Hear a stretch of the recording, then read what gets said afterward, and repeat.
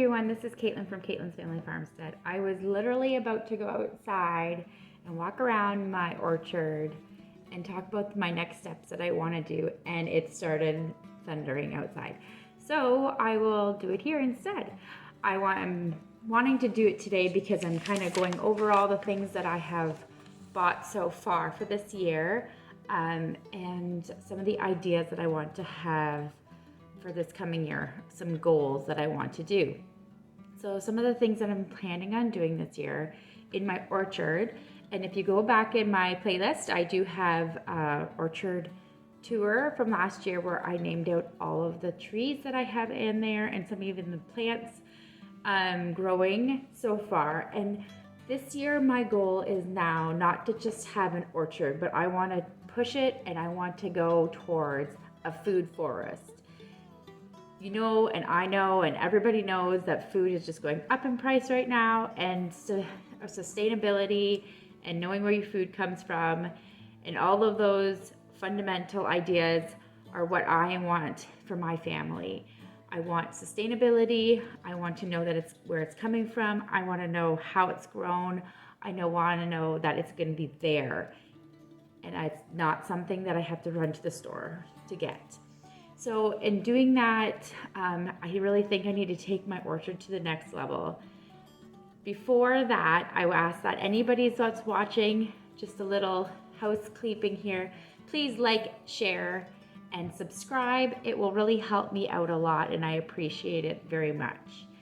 Anyways, as I was saying, so some of the things that I had said earlier in another video this year about all the seeds that I bought, I was saying how I'm going to show you what I'm going to do later on with some of those seeds. And hopefully this summer I can show you what I did with some of them. But here I can say what I'm doing with some of them. So my plan is this year is to continue adding on some trees. I don't have that many bought. Actually, it was unfortunate. I planned on buying some and then I kind of missed the weekend, and most of the trees that I wanted were already out of stock by the next day that I got onto the website, which is not very great. So I really want one more peach tree. I have one and it did fantastic last year. It was the first year that I got peaches, and we ate them fresh and they were so good. There was about a dozen-ish or more. They were really yummy. You can go watch the video from up here and you can see some of those peaches that we harvested last year. So that is going to be still on the list. I'm going to continue to watch for some. I'm going to check out a couple other places and see if I can still get a hold of one yet this year. If not, it will be pushed to next year. The only other tree that I'll be planting this year, it's called Green Sleeve. It's an apple tree and it's a green apple. I don't have very many green apple eating apples. Mostly I have either galas, a few of those types. I'm just looking at my thing. And then a lot of like sauce apples or cider apples. So I thought maybe adding in this green apple would be kind of nice to finish that off. So what I'm gonna push now for this year is, now that I have my lot of vertical planting, I wanna go mid to low. So my mid ones, I'm gonna add in, I already have a couple nut trees, planted the hazelnuts.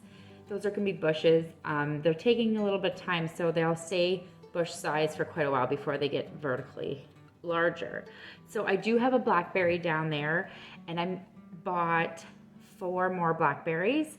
I bought 2 chesters and 2 black satin. The black satin are thornless. I'm not sure about the chester. Those ones are being sent to me. I picked up the black satin at a local nursery the other day. And then as well, I was able to buy a loganberry. I've never heard of loganberry. They looked a lot like a raspberry. They do have a little bit of thorns, so we'll see how we like that. So that's another one that I'll be adding.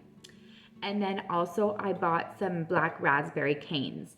So I do have some raspberries along my fence line, and I just want to continue adding that on. Every year adding a few more raspberries and maybe some different varieties to see which ones I love. And then I can propagate maybe some more of those. So those are mostly the bushes that I have bought as of right now. I will be continuing to watch my local nurseries, see if there's anything that's of interest to me.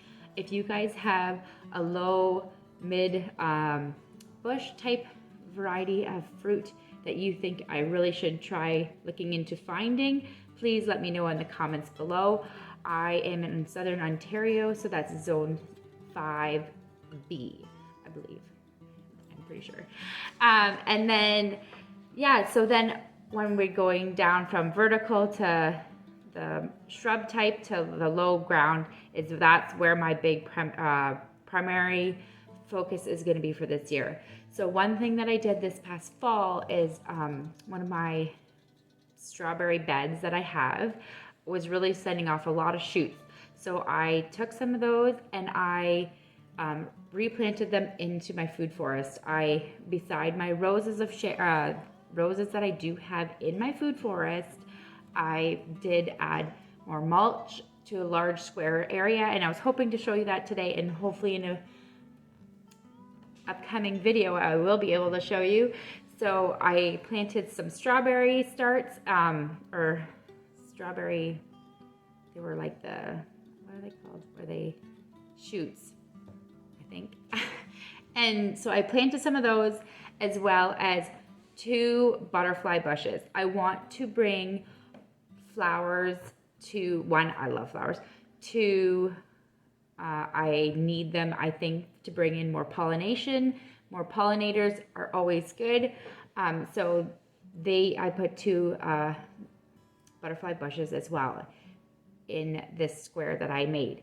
That square also has my comfrey in the one corner.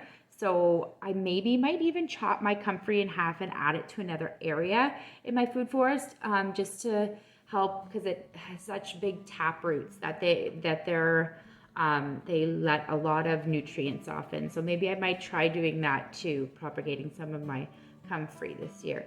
And then also with some of the seeds that I bought, some of the things were a lot of chamomile. So I'm going to be hopefully doing a whole row, and I would like to do a whole row of chamomile so that I can grow enough that I can harvest chamomile for an upcoming project that I have going on.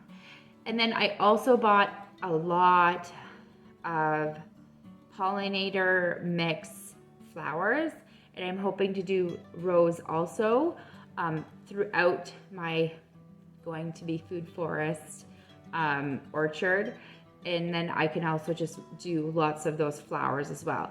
My main focus, like I said, is going to be a lot of flowers. I would like to really bring in more diversity in that orchard, instead of just being fruiting trees. I want bushes, I want flowers, I want it all. I want lots of things going on down there, and hopefully eventually I won't have any grass down there, so it's one less place for me to mow. Last year I didn't. The year before, I would have to think, no, I don't think so, but the years prior to that, I think it was just one year that I didn't. I took a break, and I think I'll take a break this year, but I normally run my chicken tractors through there.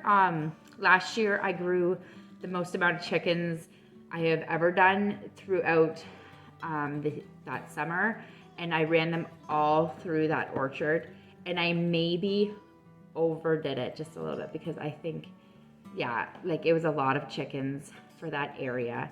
And so that ground is now quite heavily saturated in chicken droppings, which is good because that means fertilizer, and that ground was very, very heavy clay. So that's good for it. It will help it, but it also means that I need to back off this year and just put those into the pasture fields. It is pouring. Just looking outside, guys, it is absolutely pouring. I'm so glad I did not go outside. It was just thundering a few minutes ago, and I'm like, maybe I won't. Maybe I will. I'm like, maybe it will hold off, but now I'm glad I definitely did not, because it is absolutely pouring outside. Oh well, April showers, right? So that's okay. I'm hoping for some nice days soon though, because it's been kind of just like spring. Like, I guess it's only middle of April, but I really want to get outside and get some things done. I have lots of gardening things to do, lots of cleanup. Last year's stuff in the garden needs to be cleaned up.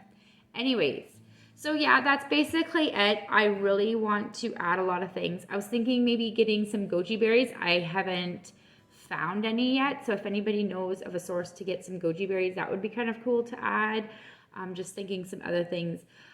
I know there's other berries and stuff, and I don't want to get anything too huge because I only do have a certain amount of space, and I don't want to over plant. I've seen gardeners do that when they're trying to do a food forest, that they end up shading out their other plants and then things don't grow right. So there is definitely a balance of planting a lot to make a food forest, but then there's also overplanting. So it's a kind of a fine line, and I just want to slowly do it because I know a tree that I buy this year and for the next 10 years isn't very big, but in 15, 20 years, that tree gets quite large, and all of a sudden then the things underneath it won't be growing very well.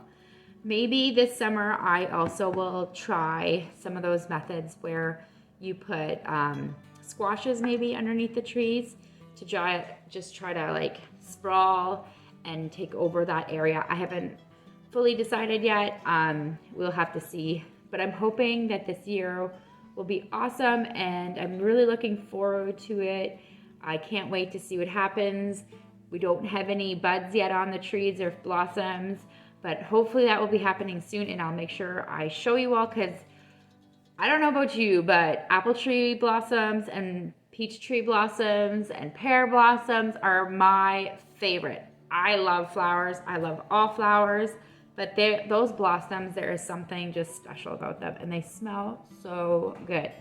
So I'm looking forward to that, and I'm hoping that you would like to come along and follow me, and I'll make sure I show you all. Everybody have a fantastic day, and God bless.